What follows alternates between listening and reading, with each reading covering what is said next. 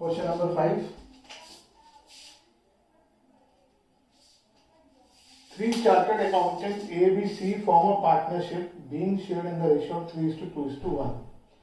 C's share of profits guaranteed not less than 15,000 per annum. C को 15,000 रुपए से कम profit नहीं मिलेगा. B gives the guarantee to, अब देखो ये अलग है, ये अब तक के करे गए सभी क्वेश्चन से अलग है, इस लाइन को ध्यान से पढ़ो. B gives a guarantee to the effect that gross fee earned by him for the firm will be equal to the average gross fee earned for the preceding 5 years when he was carrying on business alone, which on an average works out at 25,000. इस point को समझने की कोशिश करो. पहली चीज, अब तक हम जब भी गारंटी दे रहे थे हम पार्टनर को दे रहे थे. यहाँ पर पार्टनर ने हमें गारंटी दी है. क्या गारंटी दी है? एबीसी ने चार्टर्ड अकाउंटेंट फर्म स्टार्ट करी है एज अ पार्टनरशिप फर्म. वो जब तक पार्टनरशिप में नहीं थे उससे पहले अलग अलग काम कर रहे होंगे, हो सकता है. और बी ने ये प्रॉमिस कर दिया है, ये गारंटी दे दी है कि मैं पिछले 5 सालों से जो अकेले कमा रहा था उतना तो मैं कम से कम बिजनेस को कमा कर दूंगा.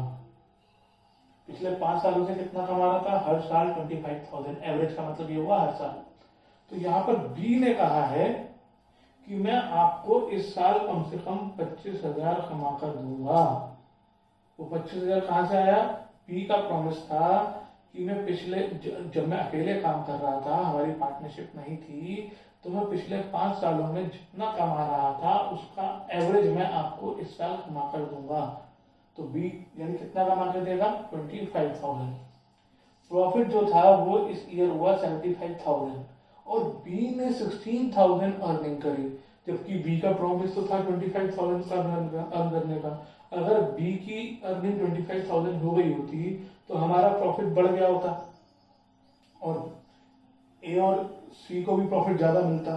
तो बी की कम प्रॉफिट कमाने से ए और सी को कम प्रॉफिट मिल रहा है. तो जब हमने पार्टनर को गारंटी दी और उसकी गारंटी पूरी करी, तो जब पार्टनर हमें गारंटी दे रहा है तो उसको भी ये गारंटी पूरी करनी पड़ेगी. हम बी से 9,000 लेंगे और सब में बांटेंगे. तो कैसे करेंगे इसे?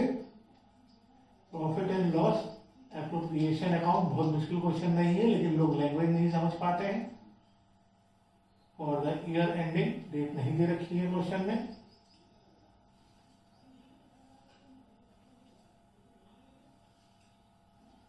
इसमें ये बात इंपॉर्टेंट है ही नहीं कि वो पिछले 5 सालों से क्या कमा रहा था. इंपॉर्टेंट है कि 25,000 उसने कमाने का प्रॉमिस किया है कि 25,000 कमा कर देगा. प्रॉफिट हुआ है हमें 75,000. अब बी ने प्रॉमिस किया था कि वो आपको 25,000 अर्न करके देगा, जबकि उसने 16,000 ही अर्न करे. अगर उसने पूरे अर्न करे होते तो प्रॉफिट 9,000 और बढ़ गया होता.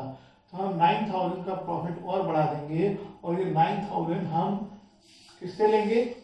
बी से लेंगे और बी की कैपिटल को कम कर देंगे. और जब भी किसी की कैपिटल को कम किया जाता है तो उसके कैपिटल अकाउंट को डेबिट कर दिया जाता है. आप कह सकते हो कि बी को 9,000 का लॉस हो गया. कई लोग कहते हैं सीधा प्रॉफिट में से माइनस कर दो उसके. नहीं, ये 9,000 जो है इसमें ए और सी को भी हिस्सा मिलेगा. हम सीधा उसके प्रॉफिट से निकाल के, आप ऐसा नहीं कर सकते माइनस करके फिर ए और सी में प्लस, और इसमें बी को भी हिस्सा मिलेगा. इंपॉर्टेंट चीज ये भी है. अब और कोई इंटरेस्ट कैपिटल वगैरह तो कुछ नहीं रखा है. तो 2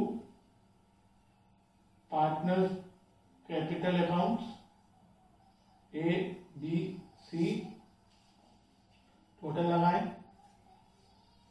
यानी अगर बी ने अपना प्रॉमिस पूरा कर दिया होता तो प्रॉफिट 84 होता. यहां नहीं बांटेंगे क्योंकि अभी सी को गारंटी दी हुई है. क्या रेशो है? 3:1. बांटो.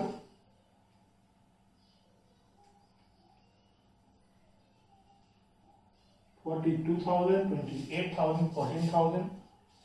सी को गारंटी दी है कि कम से कम उसे 15,000 मिलेंगे, लेकिन बिल कितने रहे हैं? 14,000. यानी उसे 1,000 और दिए जाएंगे. अब किस हिसाब से देंगे?